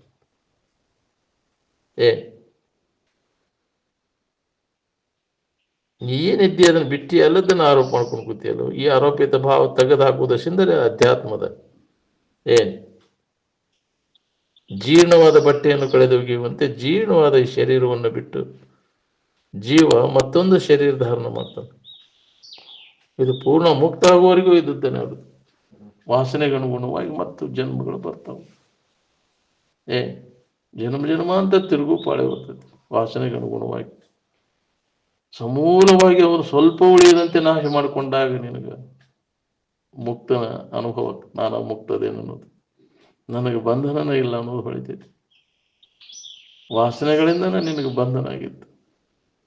ವಾಸನಾಕ್ಷಯನ ನಿನಗೆ ಆ ಮುಕ್ತಿಯನ್ನು ಅನುಭವಕ್ಕೆ ತಂದು ಕೊಡೋದು. ವಾಸನಾಕ್ಷಯನ ಮೋಕ್ಷ. ಅದಕ್ಕಾಗಿ ವಾಸನಾ ನಾಶ ಮಾಡ್ಕೊಳ್ಳಿಕ್ಕೆ ನಾವು ಪ್ರಯತ್ನ ಮಾಡಬೇಕು. ಇವಾಗ ಭೋಗ ವಾಸನೆಗಳು, 5 ಇಂದ್ರಿಯಗಳ ವಾಸನೆಗಳೇನದಾವ, ಶಬ್ದ, ಸ್ಪರ್ಶ, ರೂಪ, ರಸ, ಗಂಧ. ಇವ ವಾಸನೆಗಳು ನಮ್ಮನ್ನು ನಾವು ಯಾರಿದ್ದೇವೆ ಅನ್ನೋ ತಿಳ್ಕೊಳ್ಳಿಕ್ಕೆ ಅಡ್ಡಿಯನ್ನು ಉಂಟು ಮಾಡ್ಯಾವ. ಅದಕ್ಕೆ ಈ ವಾಸನೆಗಳನ್ನು ನಾಶ ಮಾಡಬೇಕು. ಅವಾಗ ಪ್ರತಿಯೊಬ್ಬರಿಗೆ ಇದು ಅನುಭವ ಬರ್ತೈತೆ. ವಾಸನೆ ನಾಶ ಆಗೋ ಬರ್ತೈತೆ. ಅವು ಆಗೋ ಹೋದ ಕೂಡಲೇ ಆಗಿಂದಾಗ ಅನುಭವ ತಕ್ಷಣ ರೋಕಡಿ ಇದೆ. ಶ್ರದ್ಧೆ ಬಿಡೋದನ್ನು ವಾಸನೆಗಳ ತ್ಯಾಗ, ಸನ್ಯಾಸ ಅಂತಾರೆ. ಅದಕ್ಕೆ ವಾಸನಾ ತ್ಯಾಗನ ಸನ್ಯಾಸ. ಪ್ರತಿಯೊಬ್ಬರೂ ನಾವು ಅದನ್ನು ಮಾಡಿದಾಗ ನಮಗೆ ಸುಖ ಶಾಂತಿ ನೆಲೆಸ್ತವೆ. ನಾವು ಮತ್ತೇನೋ ಹೊರಗಿಂದ ಏನೋ ಬಿಡುವ ಅವಶ್ಯಕತೆ, ನಾವು ಒಳಗೆ ಇರ್ತೈತಲ್ಲ ಅದರಲ್ಲಿ ಸುಖ ಸಿಗ್ತೈತೆ ಅನ್ನೋ ತಪ್ಪು ತಿಳುವಳಿಕೆ, ಅದ ವಾಸನಾ ತ್ಯಾಗ. ಈ ವಿಷಯ ವಸ್ತುಗಳಿಂದ ಸುಖ ಸಿಗ್ತೈತೆ ಅನ್ನೋ ವಾಸನೆಗಳು ಜನ್ಮ ಜನ್ಮಾಂತರ ಮನೆ ಮಾಡ್ಯಾವ. ಅವನು ಪೂರ್ಣ ನಾಶ ಮಾಡಿಕೊಂಡಾಗ ನಿನಗೆ ಇದು ಅನುಭವ ಬರೋಕ್ಕೆ ಶುರು ಆಗ್ತೈತೆ ನೋಡಿ.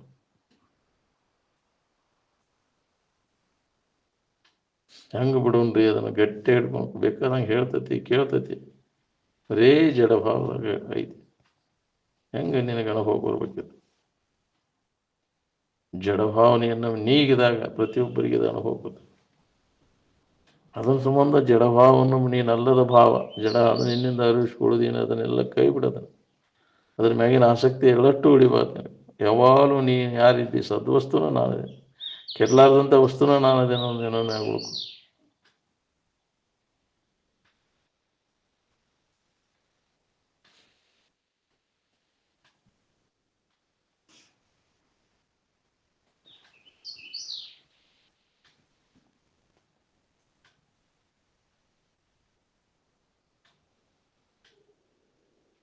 ಜೀರ್ಣವಾದ ಬಟ್ಟೆಯನ್ನು ಕಳೆದೊಗೆಯುವಂತೆ ಜೀರ್ಣವಾದ ಶರೀರವನ್ನು ಬಿಟ್ಟು ಮತ್ತೊಂದು ಶರೀರ ಧಾರಣ ಮಾಡ್ತಾನೆ.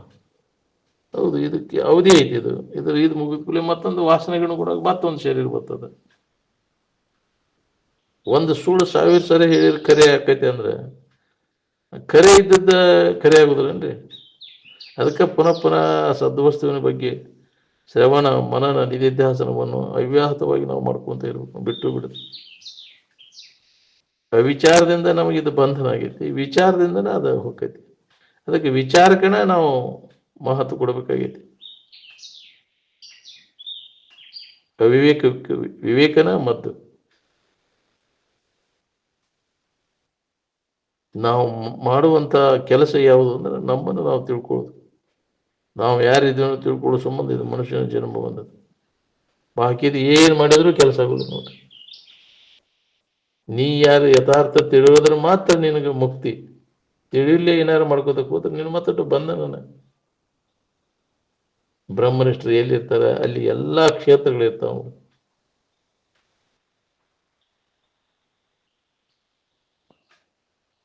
ಶ್ರವಣ ಅನ್ನುವಂಥದ್ದು ಶ್ರೇಷ್ಠವಾದಂತಹ ಲೋಕೋತ್ತರ ಸಾಧನ. ಅದು ಸ್ವಲ್ಪ ಯಾಕವಲ್ಯಕ್ಕೆ ಈ ಅಧ್ಯಾತ್ಮ ವಿಚಾರ ಏನದ ದೊಡ್ಡ ಲಾಭ ಕೊಡ್ತೈತಿ. ಈಗ ಗೊತ್ತಾಗಲ್ಲ ನಿಮ್ಗೆ ಅಂತಿದ್ರಪ್ಪ, ಮುಂದೆ ಪರಿಣಾಮ ಆಕೈತಿ. ಅದಕ್ಕೆ ಸಣ್ಣಂದಿರ್ತ ಮಕ್ಕಳಿಗೆ ಇದರೊಳಗೆ ಕಾಲ್ ಕಳೆಯಾಕತ್ಬೇಕು, ಇದ ಸಂಸ್ಕಾರ ಗಟ್ಟಿಕೈತಿ.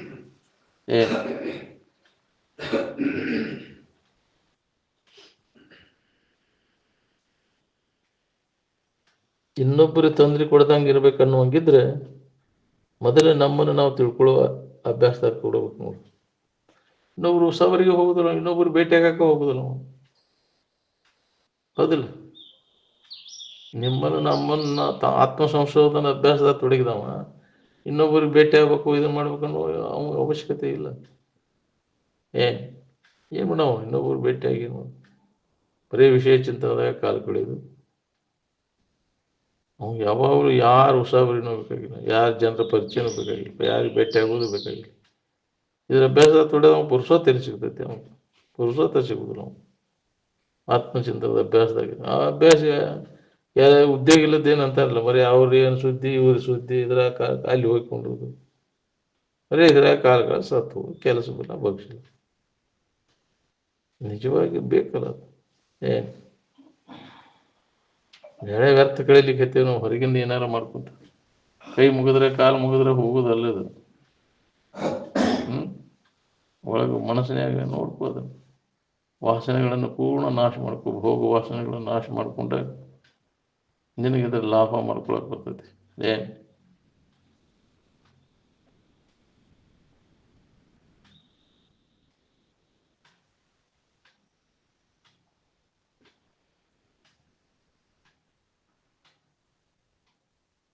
ನಿನ್ನ ವಿಚಾರದೊಳಗೆ ನೀ ಇದ್ದೆ ಅಂದ್ರೆ ಯಾವಾಗಲೂ ನಿರಂತರ ಅದೇ ವಿಚಾರದೊಳಗಿದ್ರೆ ಮನುಷ್ಯನ ಬೆನ್ನು ಹತ್ತಿ ನೆರಳು ಹೆಂಗೆ ಬರ್ತೈತಿ ಹಂಗೆ ನಿನ್ನ ಬೆನ್ನು ಹತ್ತಿ ಎಲ್ಲ ಶಾಸ್ತ್ರ ಪುರಾಣ ಬೈಬಲ್ ಕುರಾಣ ಎಲ್ಲ ನಾಯಿ ಹಂಗೆ ಬೆನ್ನು ಹತ್ತ. ಹೌದು, ಅನುಭವದ ಬೆನ್ನು ಹತ್ತವು, ಅನುಭವಾನುಸಾರವಾಗಿ ಅವು ಬಂದದ್ದು. ಅನುಭವಕ್ಕೆ ವಿರುದ್ಧ ಆತಂದ್ರೆ ಕಾಟ ಹಾಕಿಬಿಡೋದು ಅಂತಿದ್ರು.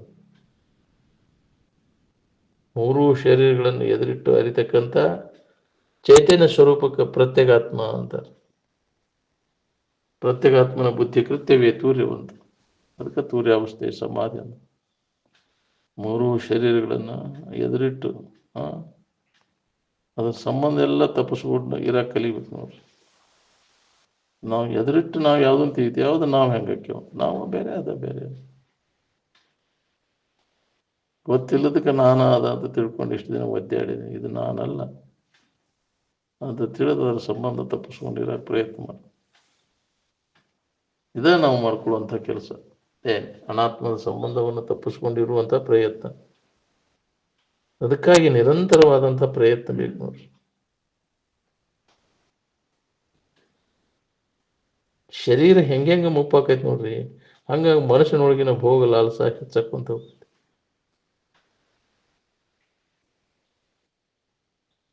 ಇಂದ್ರಿಯವನ್ನು ತೃಪ್ತಿಪಡಿಸುವಂಥ ಹಂಬಲ ಭಾಳ ಎಲ್ಲರನ್ನ ತಲೆ ಕೆಳಗೆ ಮಾಡ್ತೈತಿ ನೋಡ್ರಿ, ಒಬ್ಬಿಗೆ ಹಾಕಿಬಿಡ್ತೈತಿ. ಸ್ಥೂರತನು ಅಂದ್ರೆ ಸ್ಥೂರ ಶರೀರಕ್ಕಂತ. ಸದಮಳಾನ ಅಂದ್ರೆ ವಿಷಯಾದಿಗಳ ಸಂಬಂಧದಲ್ಲೇ ಅನುಭವ ಕೊಡುವಂತಹದ್ದು.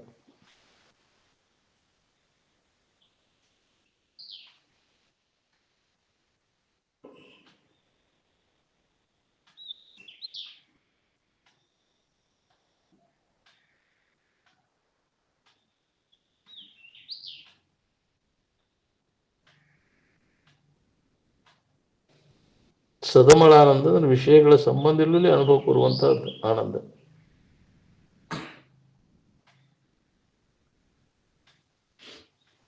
ಓಜಸ್ಸು ಅಂದ್ರೆ ಶಕ್ತಿ ಅಂತಾರೆ. ಮನಸ್ಸು ವಿಚಾರ ಶಕ್ತಿಯಿಂದನೇ ಅದನ್ನ ನಿಲ್ಲೋದು.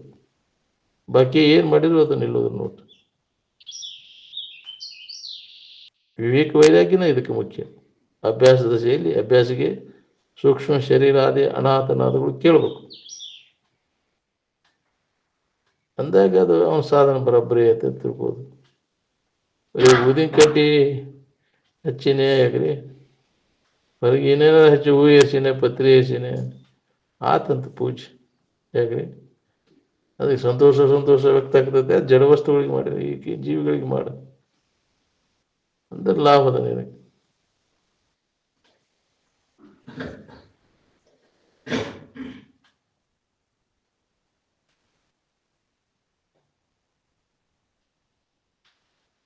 ಎಚ್ಚರಿಕೆ ಒಳಗೆ ಸತ್ವಗುಣ ಮಲಿನ ಇರ್ತದೆ, ಅದು ಹೋಗ್ಬೇಕು ನೋಡ್ರಿ. ಅದು ಜಾಗೃತ ಆಗ್ಬೇಕು. ಸತ್ವ ಪ್ರಧಾನವಾದ ಗುಣ ನಮ್ಮಲ್ಲಿ ಜಾಗೃತ ಆದಾಗ ಈ ಅಭ್ಯಾಸದಾಗ ಮುಂದುವರಿಯಕ್ಕೆ ಬರ್ತೈತೆ. ನಾವು ರಜೋಗುಣ ತಮೋ ಗುಣದ ಪ್ರಾಬಲ್ಯ ಇತ್ತಂದ್ರೆ ತನ್ನ ಕೆಲಸ ಅದ ಪ್ರಬಲವಾದ ಅಭ್ಯಾಸ ಅದ ನಡೆದಿರ್ತೈತೆ. ಅವನು ಇದ್ರ ಕಡೆ ಎಲ್ಲ ಕೊಡಕ್ಕೆ ಹೋಗುದು ನಾವು.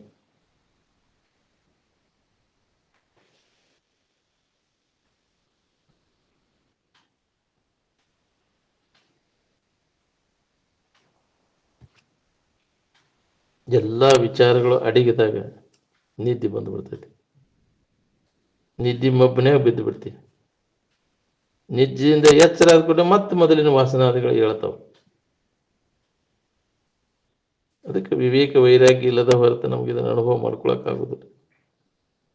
ಎಲ್ಲಿವರೆಗೆ ವಾಸನಾದಿಗಳ ನಾಶ ಆಗುದಿಲ್ಲ ಅಲ್ಲಿ ತನಕ ತೂರಿ ಪದವನ್ನು ಹೊಂದಲಿಕ್ಕೆ ಆಗುವುದನ್ನ ಇಲ್ಲ.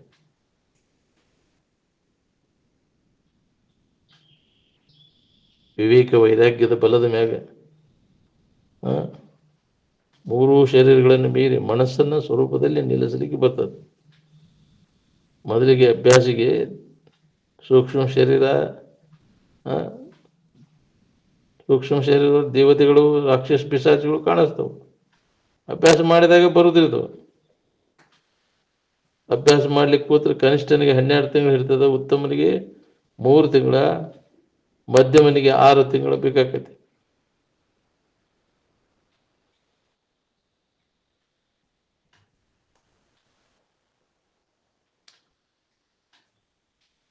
ಮೂರು ಅವಸ್ಥೆಯೊಳಗೆ ಪಶು ಪಕ್ಷಿಗಳ ಭೋಗಾದಿಗಳಂತೆ ಮನುಷ್ಯನ ಭೋಗಾದಿಗಳು ಅದಾವ. ಎಲ್ಲ ಸಮಾನ ಅದಾವು.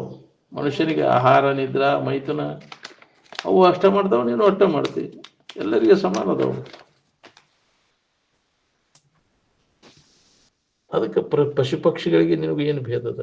ಅವು ಅಷ್ಟ ಕೆಲಸ ಮಾಡ್ತಾವೆ. ಇನ್ನು ಅವು ಅಷ್ಟು ಕಟ್ಟಿಗಿಟ್ಟಿ ಇಲ್ಲ. ಅವು ಜವಾಬ್ದಾರಿ ಆರಾಮ ಎಲ್ಲಾರ ತಿಂತಾವೆ, ಎಲ್ಲಾರ ಮಾಡ್ತಾವಿಲ್ಲ. ಮಲಮೂತ್ರ ವಿಸರ್ಜನೆ ಎಲ್ಲಿ ಬೇಕಾದಲ್ಲಿ ಅವಕ್ಕೇನು ಇದ ಜಾಗ ಅಂತೇನಿಲ್ಲ. ಯಾವ ನಿರ್ಬಂಧಗಳು ಇಲ್ಲ. ಅದಕ್ಕೆ ನಿಯಮಗಳಿಗೆ ಅನುಸಾರವಾಗಿ ಪಾಲನ ಮಾಡ್ತಾವು.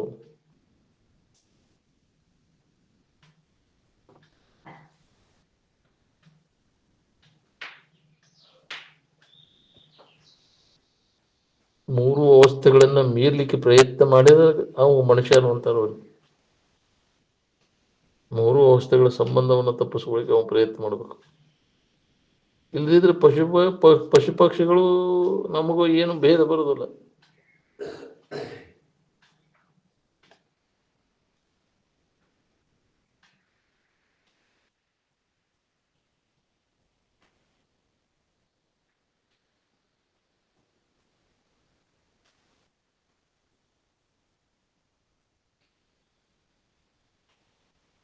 ಅವು ಅಷ್ಟ ಕೆಲಸ ಮಾಡ್ತಾವ, ನೀವು ಅಷ್ಟ ಕೆಲಸ ಮಾಡ್ತೀರಿ.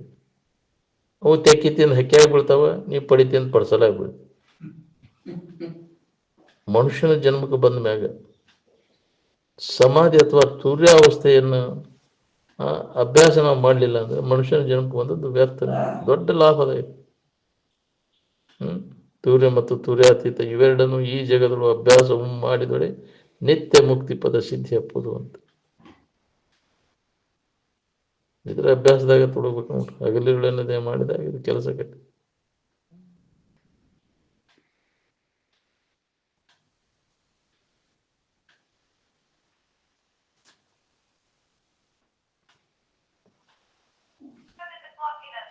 ಜೀವನಿಗೆನ ಎಲ್ಲ ಅವಸ್ಥೆಗಳು, ತನಗೆ ಯಾವ ಅವಸ್ಥೆಗಳು ಇಲ್ಲ. ತಾನು ಅವಸ್ಥಾತೀತದ. ಯಾವ ಅವಸ್ಥೆಗಳು ನಿನಗೆ ಹತ್ತಿಲ್ಲ, ವಿಕಾರಗಳು ನಿನಗೆ ಹತ್ತಿಲ್ಲ. ಅವು ಶರೀರದ ವಿಕಾರ ಶರೀರದಾಗ ಅದಾವು, ಮನುಷ್ಯನ ವಿಕಾರಗಳು ಮನುಷ್ಯನ ಅದಾವ. ಎಚ್ಚರಿಕೆ ಅವಸ್ಥೆ ಅದು ಎಚ್ಚರಿಕೆ ಪೂರ್ತಕ್ಕೆ, ಕನಸಿಗೆ ಪೂರ್ತಕ್ಕೆ. ನಿದ್ದೆ ಹತ್ತಿದಾಗ ಇವು ಯಾವೂ ಇಲ್ಲ, ಇಲ್ಲ ಸಂಬಂಧನೂ ಇಲ್ಲ. ಇದ್ರ ನೆನಪೆಲ್ಲ ಸಂಬಂಧ ತಪ್ಪಿಸ್ಕೊಳ್ಳೋ ಪ್ರಯತ್ನ ಮಾಡ್ಬೇಕು ನೋಡ್ರಿ. ಎಚ್ಚರಿಕೆ ಒಳಗಿನ ಜೀವ, ಕನಸಿನ ಒಳಗಿನ ಜೀವ, ನಿದ್ರೆ ಒಳಗಿನ ಜೀವ, ಬೇರೆ ಬೇರೆನ ಅದಾವ ಜೀವತ್ರಯಗಳು ಅಂತ.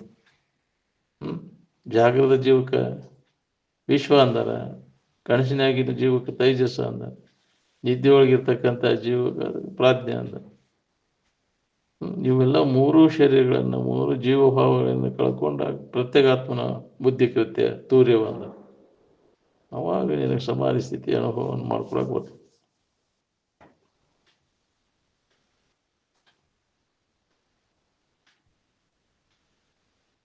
ಸೂರ್ಯಾವಸ್ಥೆಯನ್ನು ಹೊಂದಿ ಅದರಿಂದ ಉತ್ಥಾನ ಆಗಿ ಬಂದು ಬೋಧೆ ಮಾಡ್ತಾರಲ್ಲ, ಅದು ನಿಜವಾದ ಬೋಧೆ. ಅದು ಯಾರ್ಯಾರಿಗೆ ಫಲಿಸ್ತೈತೋ ಯಾಕ್ರಿ, ಏನೋ ಹಿಂದೆ ಅಂತಃಕರಣ ಭೂಮಿಕಾ ತಯಾರಿದ್ದ ಗಪ್ಪನ ಅದಾಕೈತಿ. ಅಂಥವ್ರ ಮಹಾತ್ಮದ ದೃಷ್ಟಿ ನಮಗೆ ಮ್ಯಾಗ ಬಿದ್ದರೆ ಒಂದು ಕರುಣೆ, ಗುರು ಕರುಣೆ ಅಂತ, ಅದಕ್ಕೆ ಅನುಗ್ರಹ ಅಂತಾರೆ. ಅದಕ್ಕೆ ಹಂಗೆ ನಾವು ತಯಾರು ಮಾಡ್ಕೋಬೇಕಲ್ಲ. ಅಂತ ಒಂದು ಬಿಟ್ಟು ಬಿಡದ ಒಳಗೆ ಅಭ್ಯಾಸ ನಡೆದು ಅದ ಅನುಭವ ಕೊಡ್ತೈತಿ. ಅದನ್ನು ಮಾಡಾಕ ತಯಾರಿಲ್ಲ ನಾವು.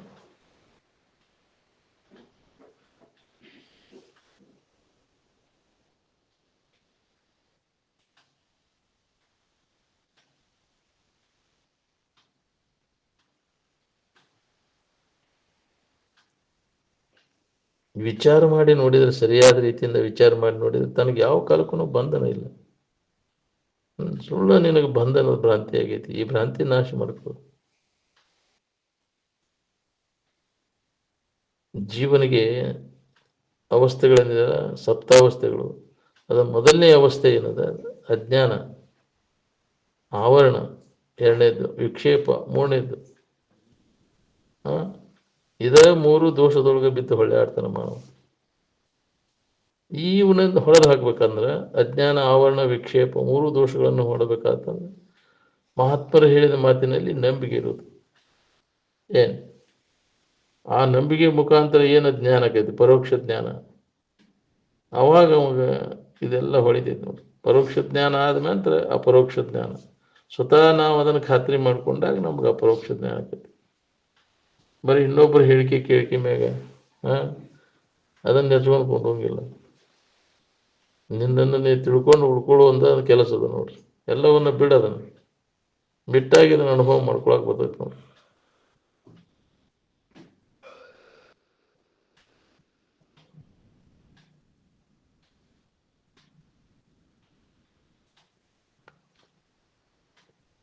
ಅಜ್ಞಾನ, ಆವರಣ, ವಿಕ್ಷೇಪ, ಪರೋಕ್ಷ ಜ್ಞಾನ, ಅಪರೋಕ್ಷ ಜ್ಞಾನ, ಅತ್ಯಂತ ದುಃಖ ನಿವೃತ್ತಿ, ಪರಮಾನಂದದ ಪ್ರಾಪ್ತಿ. ಇವಕ್ಕೆ ಸಪ್ತಾವರಣಗಳು ಅಂತಾರೆ. ನಾವು ಏನು ನಮ್ಮ ನಿಜವನ್ನು ನಾವು ಪರೀಕ್ಷೆ ಮಾಡಿ ನೋಡ್ಕೊಂಡೇವೇನು? ಯಾರೂ ನೋಡ್ಕೊಳಕ್ತಾ ಇರಲಿಲ್ಲ. ಅದ್ರ ಕಡೆ ಲಕ್ಷ್ಯ ಇಲ್ಲ. ಈ ವಿಕಾರ ಹೊಂದುವಂತಹ ಶರೀರದ ಬಿಡಲಿಕ್ಕೆ ಯೋಗ್ಯವಾದದ್ದು, ಹೇಯವಾದದ್ದು. ಅದನ್ನು ತಾನಂತ ತಿಳ್ಕೊಂಡ. ಈ ಶರೀರ ಹೇಯವಾದದ್ದು ಅಂತ ಯಾರು ತಿಳ್ಕೊಂಡಾರ ಹೇಳ್ರಿ? ಸುಳ್ಳು ಅಂತ ತಿಳ್ಕೊಂಡು ವಸ್ತುಗಳ ಮೇಲೆ ಮೋಹ ಉಂಟಾಕತ್ತೀವಿ, ಕರೆ ಅಂತ ತಿಳ್ಕೊಂಡು ವಸ್ತುಗಳ ಮೇಲೆ ಮೋಹ ಉಂಟಾಕತ್ತೀವಿ. ಎಚ್ಚರಿಕೆ ಒಳಗಿನ ವ್ಯವಹಾರ ಇದೆಲ್ಲ ಕರೆ ಅಂತ ತಿಳ್ಕೊಂಡಿ, ಅದಕ್ಕೆ ಮೋಹಕ್ಕೆ ಬೀಳ್ತಿ ಅಂತ. ಮೋಹ ಜಾಲದಿಂದ ಯಾವಾಗ ನೀ ಪಾರಾಕಿ ಯಾವಾಗ ನೀನು ಮುಕ್ತ. ನಿನ್ನ ಕೈಯೊಳಗೆ ಐತಿ ಇದನ್ನು ಮಾಡ್ಕೋ.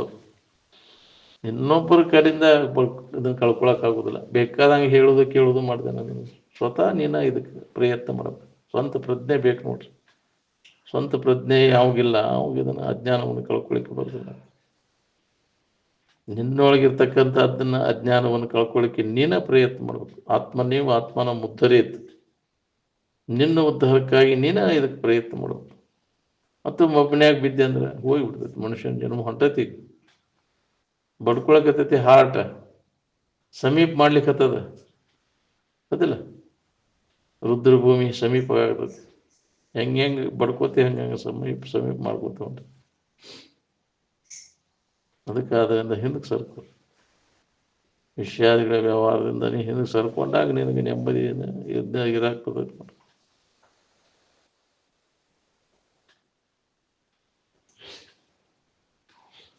ಮನಸ್ಸಿನಾಗ ಇಲ್ಲದನ್ನೆಲ್ಲ ತುಂಬ್ಕೊಂಡು ಕೂತಿಯಲ್ಲ, ಅದನ್ನೆಲ್ಲ ಖಾಲಿ ಮಾಡು. ಇದ್ದ ವಸ್ತುವಿನ ಅನುಭವ ನಿನಗೆ ಆಕೈತಿ. ಏನಾದ್ರು ಕಲ್ಪಿಸ್ಬೇಕು ಹೋಗುತ್ತೆ. ಈ ಕಲ್ಪನೆಗಳ ನಮ್ಮನ್ನೆಲ್ಲ ಇದ್ದ ಸಮಾಧಾನವನ್ನು ಕೆಡಿಸ್ಯಾವು. ಯಾವುದು ಕಲ್ಪನಾ ಇರಲಿಲ್ಲ ಅಂದ್ರೆ ನಿನಗೆ ಆ ಸೂತ್ರ ಹತ್ತೈತಿ, ಆನಂದ ಸೂತ್ರ. ವಿಚಾರದಿಂದ ಎಲ್ಲ ಕಲ್ಪನೆಗಳನ್ನು ನಾಶ ಮಾಡ್ಕೊಂಡಾಗ ಇದನ್ನು ಅನುಭವ ಮಾಡ್ಕೊಳಕ್ಕೆ ಬರ್ತೈತಿ ನಿನಗೆ. ಬಾಕಿ ಏನು ಮಾಡಿದ್ರು ಕೆಲಸ ಆಗೋದು ನೋಡಿ. ವಿವೇಕ ನಮ್ಮಲ್ಲಿ ಜಾಗೃತ ಆಗಿ ಈ ಅನ್ಯ ಕಲ್ಪನೆಗಳನ್ನೆಲ್ಲ ಉಳಿದಾಗ ಈ ಬ್ರಹ್ಮಸೂತ್ರ ನಮಗೆ ಹತ್ತೈತಿ. ಇದರ ಅನುಸಂಧಾನ ಯಾವಾಗಲೂ ನಡೀಬೇಕು ನೋಡಿ. ಹೊರಗಿನ ಗದ್ದಲ ಎಲ್ಲ ಒಳಗೆ ತುಂಬಿಕೊಂಡ ಇದ್ದ ಸಮಾಧಾನ ಕೆಡಿಸ್ಕೊಂಡು ಕುಂತೀವಿ. ಇಂದ್ರಿಯಗಳ ಗದ್ದಲ ಗದ್ದಲಕ್ಕೆ ಹಾಕುವ ಇಂದ್ರಿಯಗಳ ಇಲ್ಲದ ಗದ್ದಲ ಮಾಡ್ತಾವ. ಆ ಗದ್ದಲ ಬಿದ್ದರೆ ಹೆಂಗೆ ಪರಕ್ಕೆ. ಇಂದ್ರಿಯಗಳ ವ್ಯಾಮೋಹಕ್ಕೆ ಬೀಳದಂಗೆ. ಅದಕ್ಕೆ ಮನೋ ನಿಗ್ರಹ ಇಂದ್ರಿಯ ನಿಗ್ರಹ ಮಾಡ್ಕೋ. ಅವಾಗ ಗದ್ದಲಿಲ್ಲ. ಇದ್ದಕ್ಕಿದ್ದಂಗೆ ಇದ್ದಂಥ ವಸ್ತುವಿನ ಅನುಭವ ಆಕೈತಿ. ಮನುಷ್ಯನ ಹರಿದಾಟ, ಇಂದ್ರಿಯಗಳ ಹರಿದಾಟ ಎಲ್ಲ ಬಂದವ. ಮೂಗಿಂದಿರಲಿ, ಕಿವಿದಿರಲಿ, ನಾಲಿಗೆದಿರಲಿ, ಎಲ್ಲ ಇಂದ್ರಿಯಗಳ ಚಟ ಏನದವಲ್ಲ ಅವೆಲ್ಲ ಶಾಂತ ಆದಾಗ ನಿನ್ನ ಇರುವಿನ ಅನುಭವ ನಿನಗಾಗ್ತದೆ. ಬಿಡಿ.